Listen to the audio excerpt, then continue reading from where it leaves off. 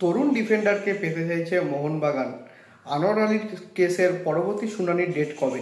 তো hello guys, welcome to channel Bong MSc বংশ নতুন ভিডিওতে আপনাদের সবাইকে আরেকবার স্বাগত। আজকে আমি নিচ্ছি ইন্ডিয়ান ফুটবল আপডেটসে। তো চলুন একদম দেরি না করে আজকে ভিডিওটা শুরু করা যাক। আনোয়ার আলীর কেসটা কিন্তু গোদা বাংলায় কিন্তু ঝুলে রয়েছে কোর্টে, এবং এটা প্রায় মানে 5 মাস মতো কিন্তু হয়ে গেল। এবার প্রশ্ন হচ্ছে পরবর্তী শুনানির ডেট কবে। তো খেলার পক্ষ থেকে কিন্তু জানিয়ে দেওয়া হচ্ছে 22 মার্চ কিন্তু শুনানি হবে, এবং সেটাই কিন্তু লাস্ট হায়ারিং হবে আনোয়ার আলী কেসের।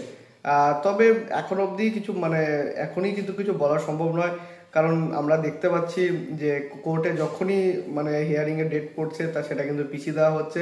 তো সুতরাং 22 তারিখও যে একদম যে আমরা কোনো রকম নিট রেজাল্ট দেখতে পারবো সেটার কিন্তু কোনো নিশ্চয় দিতে পারছি না। এইটা কিন্তু আপনাদেরকে জানানোর ছিল। সৌভিক চক্রবর্তীকে কিন্তু সিকিউর করে ফেললো আরও 2 বছরের জন্য ইস্ট বেঙ্গল। সৌভিক চক্রবর্তীর কিন্তু এই বছরই কন্ট্রাক্ট এক্সপায়ারি ছিল, বাট তার সঙ্গে কিন্তু 2027 সাল অবধি কিন্তু চুক্তি আরও বাড়িয়ে নিল এই মিডফিল্ডারের সাথে ইস্ট বেঙ্গল। তাকে কিন্তু পেতে মরিয়া ছিল দুটি দল, বিশেষ করে বেঙ্গালুরু এফসি এবং Mumbai city FC. Mumbai city FC মোটামুটি ধরে নিন নেক্সট ট্রান্সফার উইন্ডো অবধি সব কটা প্লেয়ারের পিছনে কিন্তু মুম্বাই সিটি এফসি যাবে, কারণ তাদের এই সিজনের খারাপ পারফরমেন্স। তো যাই হোক, ইস্ট বেঙ্গল ফ্যান্সদের জন্য কিন্তু এটা খুশির খবর যথেষ্টই যে তাদের সৌভিক চক্রবর্তী মিডফিল্ড জেনারেল এখন আরও 2 বছরের জন্য কিন্তু চুক্তিবদ্ধ হলেন তাদের ক্লাবের সাথে। সবার শেষে কিন্তু বলবো মোহনবাগানের আপডেট। তো মোহনবাগানের নেক্সট ম্যাচ মুম্বাই সিটি এফসির সঙ্গে, এবং সেই ম্যাচে কিন্তু অনুপস্থিত থাকছেন জেসন কামিন্স।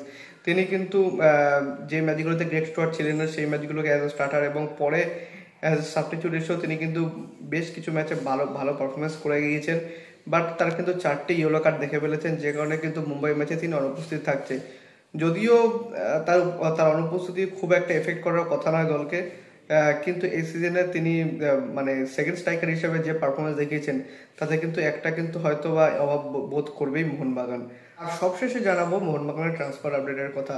তো মোহনবাগানের কিন্তু লেফট ব্যাক কিন্তু সেরকম, বা লেফট ব্যাক বলতে নয়, লেফট ব্যাক বা রাইট ব্যাকে কিন্তু সেরকম কোনো ভালো অপশন নেই। সেকেন্ড অপশনের কথা বলছি আমি। কোনোভাবে যদি আশিস রাই ইনজুরিড হয়ে পড়ে তো সেক্ষেত্রে তার বদলে কিন্তু নামতে হয় একজন সেন্টার ব্যাককে।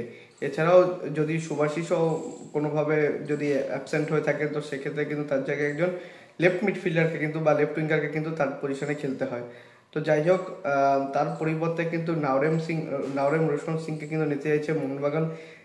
নাওরেম রোশন সিং কিন্তু বেঙ্গালুরু এফসির খেলোয়াড়। তিনি লেফট ব্যাক রাইট ব্যাক দুটি পজিশনেই কিন্তু সমানভাবে স্বাচ্ছন্দ্য, এবং তিনি কিন্তু ভারতের জাতীয় দলের জার্সি গায়ে তিনি কিন্তু খেলেছেন। তো সুতরাং সেই এক্সপিরিয়েন্সও কিন্তু তার আছে। তো তাকে কিন্তু পেতে চাইছে মোহনবাগান, এবং শোনা যাচ্ছে তার সঙ্গে কিন্তু ট্রান্সফার ফি দিয়ে কিন্তু বেঙ্গালুরুকে ট্রান্সফার ফি দিয়ে কিন্তু তাকে নেবে হয়তো নেক্সট সিজনের জন্য।